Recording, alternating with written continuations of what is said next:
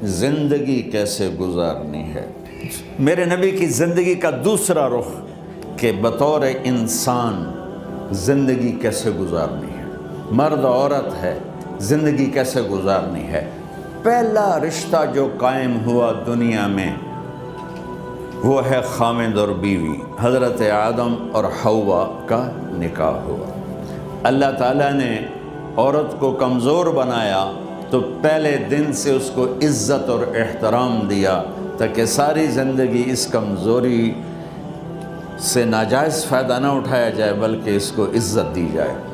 کہ آدم علیہ السلام کے لیے مٹی اکٹھی کی، پانی ڈالا، گوندھا اور ایک اسٹیچو بنایا اور ڈال دیا۔ جب وہ خشک ہوا اس میں روح ڈالی اور پھر وہ ننگے بدن تھے، پھر ان کو جنت کے کپڑے پہنائے اور جنت میں ڈال دیا۔ اس کائنات کا حسن بھی عورت سے ہے اور جنت کا حسن بھی عورت سے ہے۔ حضرت آدم علیہ السلام جنت میں، لیکن بابے جی دا دل ہی نہیں لگتا، کلے کلے ہی ٹرے پھر دیں۔ اب اللہ نے عورت کو بنانے کا ارادہ کیا تو اللہ ایک ڈھیر مٹی کا اکٹھا کر کے عورت کے لیے بھی بنا دیتا اور اس کا اسٹیچو بنا دیتا اور اس کو خشک ہونے دیتا، پھر اس میں روح ڈالتا، پھر اس کو کپڑے پہناتا۔ آپ حیران ہوں گے، سبحان اللہ، اللہ نے ایسا نہیں کیا۔ آدم علیہ السلام سوئے، آنکھ کھلی تو دیکھا ایک خوبصورت حسین عورت۔ یہ بات اکثر لوگوں کو معلوم ہوگی کہ یوسف علیہ السلام دنیا کے حسین ترین انسان تھے، اور یہ بات شاید کسی کو معلوم نہیں ہوگی کہ دنیا کی سب سے حسین خوبصورت عورت حضرت حوا ہے۔ حوا جن پر بڑھاپا آیا ہی نہیں، 1000 سال کے قریب زندگی گزاری، بڑھاپا نہیں آیا۔ حضرت آدم اور حوا قریب قریب عمر تھی۔ حضرت آدم کی عمر تو کتابوں میں مل جاتی ہے 1000 برس، لیکن حضرت حوا کی عمر کتنی تھی یہ کہیں پڑھنے کو ملا نہیں، اس لیے میں اندازہ کرتا ہوں کہ قریب قریب ہوگی۔ بڑھاپا نہیں آیا، بیماری نہیں آئی، اور حضرت حوا کو مینسز بھی نہیں آتے تھے۔ یہ عجیب بات آپ کو بتا، اللہ نے اتنا جنت کا ان کے اندر نمونہ رکھا۔ تو جب حضرت آدم کی آنکھ کھلی تو دیکھا ایک حسن کا پیکر، انہوں تو جنت ہی بھول گئی۔ کہنے لگے یا اللہ ہن دل ٹھریا جا، یا اللہ کون ہے؟ کہ تیری بیگم۔ واہ جی واہ، موجاں موجاں۔ تو اللہ تعالیٰ نے نکاح پڑھایا، سبحان اللہ۔ اپنے نبی کی شان دوبارہ سنو تو اللہ نے کہا آدم اپنی بیگم کا مہر ادا کر۔ تو وہ پوچھنے لگے کیا مہر ہے؟ دیکھو ایک بات سنو، مہر کسی کی بیٹی کی قیمت نہیں ہوتی۔ $1 ہو یا $1 ٹریلین ہو، بیٹی کی کوئی قیمت نہیں ہوتی۔ یہ ایک نشان ہے کہ اس بچی پر اب یہ جو خامد ہے وہ موت تک خرچہ اس کے ذمہ ہے، بیوی کے ذمہ خرچہ نہیں ہے۔ خامد کما کے لائے گا اور اپنی بیگم کو کھلائے گا، اور بیوی گھر کی ذمہ داری نبھائے گی۔ تو خیر وہ الگ بات چلی جائے گی۔ اللہ تعالیٰ نے کہا کہ مہر ادا کرو۔ کہا جی کیا مہر ہے؟ تو میرے اللہ نے کہا تیری نسل میں میرا آخری نبی آئے گا، اس پہ ایک دفعہ درود پڑھ دے، یہ مہر ہے۔ اچھا، شروع دن سے ہے کہ میں نے قبول کیا۔ قبول کیا کا مطلب ہے کہ میں اس لڑکی کو قبول کر رہا ہوں، اس کی کمیوں کے ساتھ بھی خوبیوں کے ساتھ۔ اور جب لڑکی کہتی ہے سائن کرنا قبول کیا ہے یا زبان سے کہے قبول کیا ہے، تو یہ اس بات کی گارنٹی ہے کہ میں نے اپنے اس لڑکے کو خامد ہونے کے طور پہ قبول کیا، اس کی کمیوں کے ساتھ بھی اس کی خوبیوں کے ساتھ۔ اور شونی شادی ہو کر ڈولی سسرال کے گھر جاتی ہے تو ٹیسٹ شروع ہو جاتا ہے، کی کرتی ہے، باندھی کے میں، پھیندی کے میں، بولنے کے میں۔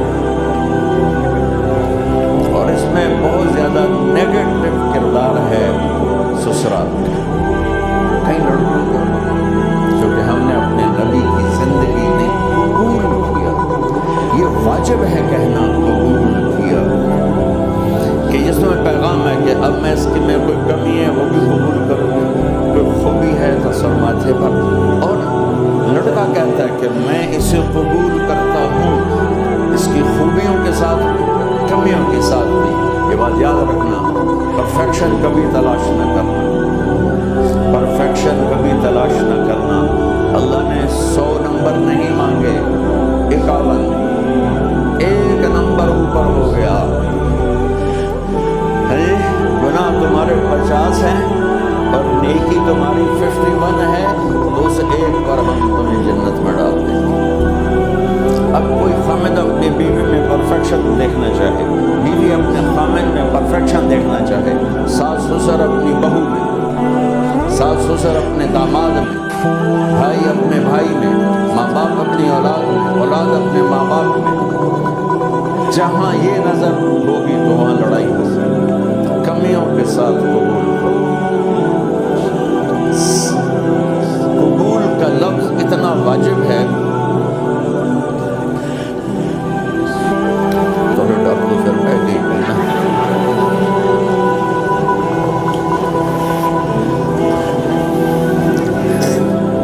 قبول کا لفظ اتنا ضروری ہے کہ اس کے بغیر نکاح ہی نہیں ہوتی۔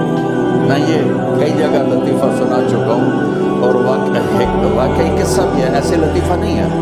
میرے دوست ہیں، ذمہ دار ہیں اچھے، تو ان کے گاؤں کا ایک بچہ چھوٹی عمر میں بسوں پہ جا کے نا وہ جاب پہ لگ گیا، تو اس کا کام ہوتا ہے بس کو صاف کرنا، ڈرائیور کو چائے پلانا، اور جہاں کہیں رش ہو تو اس کو ڈائریکشن دینا، استاد جی کٹ لو، استاد جی ہن دو، استاد جی جان دو، تو یہ اس کا محاورہ بن جاتا ہے۔ وہ اس کا نکاح ہوا تو مولانا صاحب نے کہا بھائی عبد الرحمن، میں فرضی نام لے رہا ہوں، نام مجھے اس کا یاد نہیں، عبد الرحمن زینب بنت اسلم نے تیرے نکاح دیتا 500 مہر تو قبول کیتا؟ تھوڑی دیر سوچ کے کہنا جی آن دیو۔ اس نے ساری زندگی آن دیو ہی سیکھا تھا، تو اس کے بھائی نے اس کو گولی ماری تو کہنے لگا جی جان دیو۔ مولانا صاحب نے کہا آن دیو جان دیو نرکم نہیں بننا، تو آگ میں قبول کیتا۔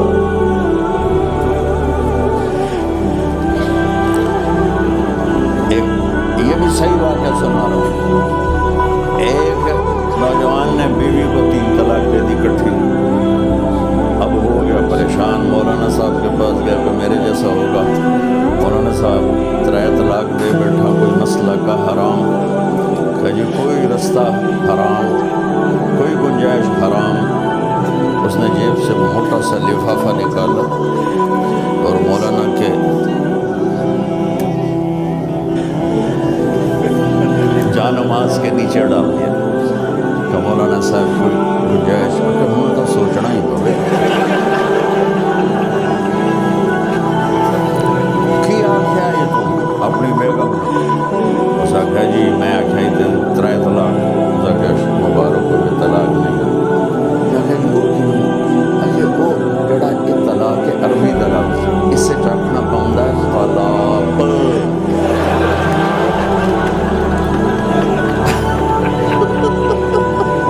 یا آپ کو صحیح واقعہ سنا رہا ہوں، تو تم نے تو چھوٹے کاف کے ساتھ کہا طلاق، وہ کاف تک کتے یاد آئے موجاں کر ایک لفافہ ہو رہا ہے تو چاہے ساری زندگی کا حالات کر دیں۔ لفظ قبول اتنا ضروری ہے، تو میرے نبی نے 11 شادیاں کی، اللہ کی قسم شوق کی نہیں کی۔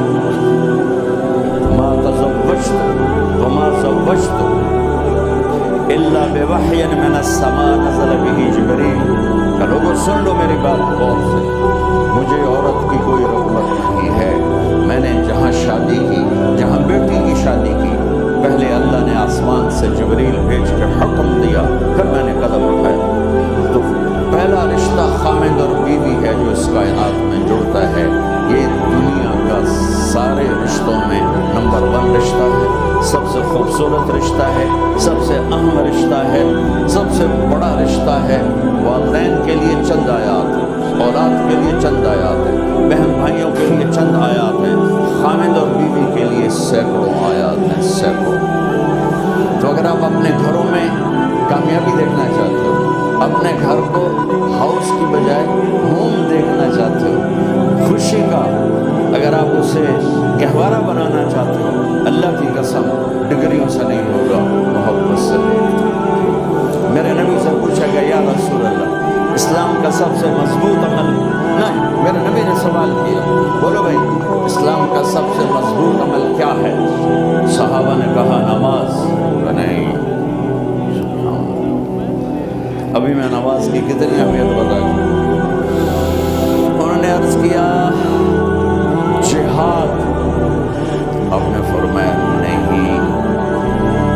تو صحابہ نے عرض کیا روزہ، آپ نے فرمایا نہیں۔ یا رسول اللہ حج، آپ نے فرمایا نہیں۔ تو سارے صحابہ حیران ہو گئے، یا رسول اللہ نماز، جہاد، روزہ، حج، تو پھر کیا ہے؟ اب سننا سارے بہن بھائی، استاد، بچے بچیاں، آپ نے فرمایا اسلام کا سب سے مضبوط اور بڑا عمل ہے آپس میں اللہ کے لیے محبت کرنا۔ اگر آپ اپنے گھروں میں حسن دیکھنا چاہتے ہو تو ایک دوسرے سے محبت کرو، اظہار محبت کرو، اور محبت کے پیدا ہونے کے لیے بہت ساری چیزیں ہیں، لپیٹ کے دو میں کر دیتا ہوں، دو میں۔ بیوی کی خوبی دیکھو، کمی نہ دیکھو، خامد کی خوبی دیکھو، کمی نہ دیکھو، پہلی بات۔ دوسری بات، اس زبان سے زہر نہ بولو، محبت کے پھول، اس زبان سے کڑوے جملے نہ ہو، طنز نہ ہو، ٹانٹنگ نہ ہو، بےعزت نہ کرو، انسلٹ نہ کرو، تو آپ کے دل جڑ جائیں گے۔ یاد رکھو شکلوں سے زندگی آباد نہیں ہوتی، زندگی اخلاق سے آباد ہوتی۔ تو اپنے گھر سے ٹانٹنگ نکال۔ نہ کہا کا مطلب ہے بارش کا زمین میں جذب ہو کر یکجان ہو جانا، دو زندگیوں کا محبت میں جذب ہو کر یکجان ہو جانے کو نکاح کہتے ہیں۔ نہ کہا آنکھوں میں نیند کا اتر کے سلا دینا، نہ کہا خامد اور بیوی کا ایسی محبت دینا کہ چین کی نیند آ جائے، نہ کہا اعتماد کرنا، بھروسہ کرنا، خامد بیوی پہ بھروسہ کرے، بیوی خامد پہ بھروسہ کرے۔ اے نوے لوگ کے فون چیک ہو رہے ہوئے، بات کتنے عزت دو، اعتماد کرو۔ چوتھا مطلب درخت کا چھاؤں بنا دینا، نہ کہا میاں اور بیوی، خامد اور بیوی کا محبت کی ایسی چھاؤں بنانا اس کے نیچے اولاد کا پودا خوبصورتی سے پیدا ہو سکے۔ نہ کہا صرف لفظ لکھا کے مطلب بتا رہا ہوں، نہ کہا مریض کو، ادھر ڈاکٹر بیٹھا ہے میرے سامنے بیٹھے، مریض کو دوا ایسی دینا کہ وہ شفا یاب ہو جائے، آپس کے ایسے تعلق بنانا کہ زندگی کو شفا ہو جائے۔ میرے بھائی بہنوں، میں آپ کو اپنے نبی کی زندگی بتا رہا ہوں۔ میرے نبی نے 11 شادیاں کی، اللہ ذوالجلال کی قسم صرف ہمیں زندگی سکھانی ہے کہ گھر کی زندگی کیسے ہوتی ہے اور اولاد کو کیسے پالا جاتا ہے۔ اب کیا مجبوریاں ہیں کہ عورت بھی جاب کرتی ہے، مرد بھی جاب کرتا ہے۔ عورت کی سب سے بڑی جاب اپنے نسل کو پالنا ہوتا ہے۔ جب یہاں ٹائم نہیں ملتا بچے کو، نہ ماں سے ملتا ہے نہ باپ سے ملتا ہے، تو پھر وہ جنگل کا پودا بن جاتی ہے۔ یہ تو وینکوور ہے، فیصلہ آباد کی بات سنا۔ میرے بچے جس اسکول میں پڑھتے تھے ان کے پرنسپل سے میری دوستی تھی، میں ملنے گیا ایک دن تو کہنے لگے جو واقعہ ہوا ہے کہ یہاں 2 بچے پڑھتے ہیں، ان کی ماں بھی ڈاکٹر ہے اور باپ بھی ڈاکٹر ہے، تو وہ دونوں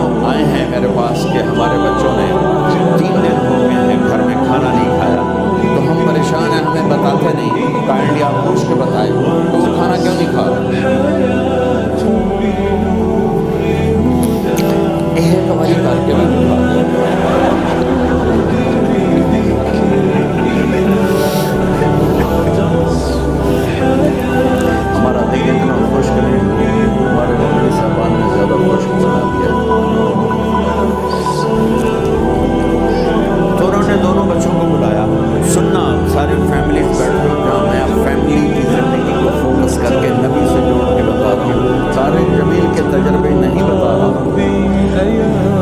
दोनों बच्चों को बुलाया, बेटा खाने को नहीं खाया, कहा हम अपने मम्मी और बाबा के सामने नहीं बताएंगे।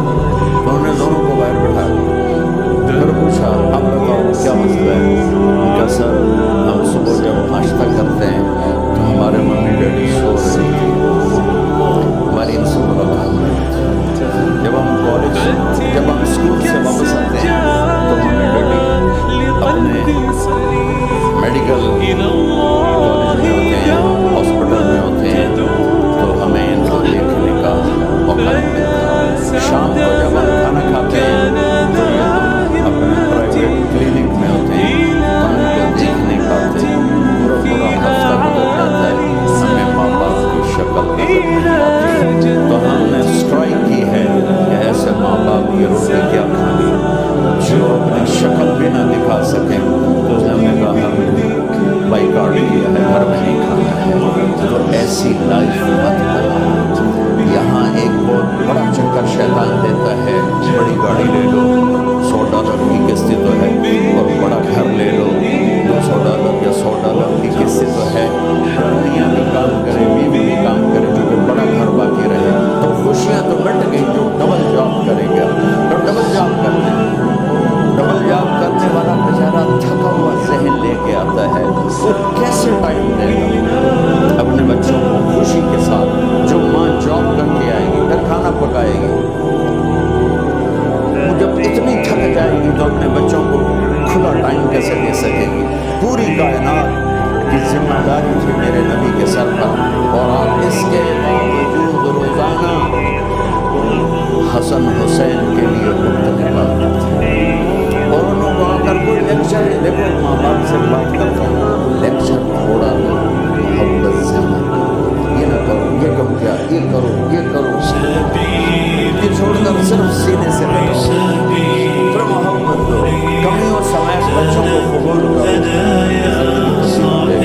इतने बड़े नबी, इतनी बड़ी ईमानदारी और इतना दर्द सीने में कि आपके सीने से ऐसे उबलने की आवाज़ आती थी जैसे हांडी उबलती। इसके बावजूद आपको मेरे शरारती बच्चे की तरह आगे भागे आते तो मैं फिजिकल करके बताऊंगा ताकि आपको पता चले जिंदगी कैसे गुजर। तो मेरे शरारती बच्चे किधर हैं? छोटियाँ जापान तो तुझे कहते हो बिजी पड़े हैं, बिजी पड़े। मेरे नबी पे 7 आदम के इंसानों की जिम्मेदारी है और आखिरी आने वाले इंसान तक की जिम्मेदारी है। इससे बड़ी जॉब किसकी होगी कायनात? और फिर आप रोजाना मेरे शरारती बच्चे किधर हैं? भागे भागे आते, आप उनके लिए यूँ हो जाते थे, आओ भाई मेरी कमर पे चढ़। अपने नबी की जिंदगी कैसे शान कर देना कोई मामूली बात है, आसमान चीन के चले जाना मामूली बात है, एक जिंदगी सिखा के जाना सबसे बड़ी बात है। कितनी औलादें बर्बाद हो गई माँ बाप की वजह से, कितने घर उजड़ गए सासू से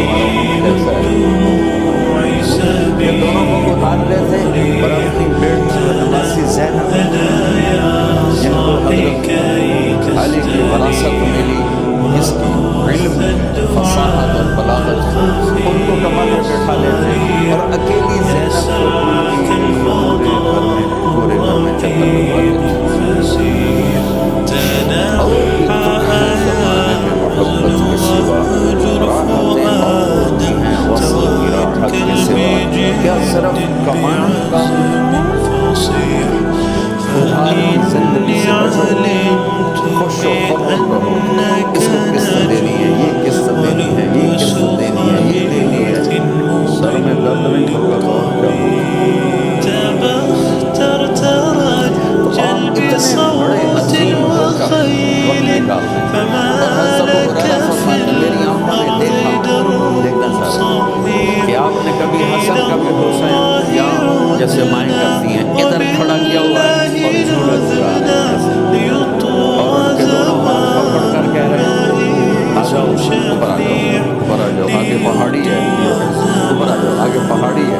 تو ایسے ایسے آتے اور اوپر آؤ وہ یہاں آ جاتے آگے آؤ وہ یہاں آ جاتے آگے آؤ وہ یہاں آ جاتے تو پھر آپ یوں ہو جاتے آگے آؤ تو چڑھتے چڑھتے یہاں آ جاتے یہاں وہ یہاں آ جاتے تو آپ کے ہاتھ فکس کر کے آگے بڑھ کر ان کے ہاتھوں کا بوسہ لیتے تو کہتے یا اللہ میں اس سے پیار کرتا ہوں تو بھی اس سے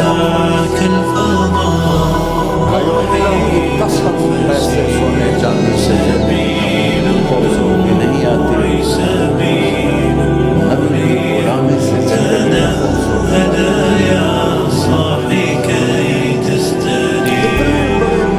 اور حضرت عائشہ سے دوڑ لگائیں. یا کسی مولانا سے پوچھو اپنی بیوی سے کبھی کہا کہ دوڑ لگائیں الٹو سوٹا لے تو کھلو جاوے گا. عائشہ دوڑ لگائیں اور واپسی کہاں سے ہو رہی ہے دوڑ کہاں لگا رہی الدین بعید عن حب وحیاء وبهجرك للدین ستحیا تعشق ما قلبك يرضى کوئی نظر نہیں آ رہا الأيام ستحلو وترى الدنيا شط نجاة وبحر من آمال شط لجميل الأحلام ليس الدين كما تخشاه داما وعداك حرام الإسلام جميل حقا هذا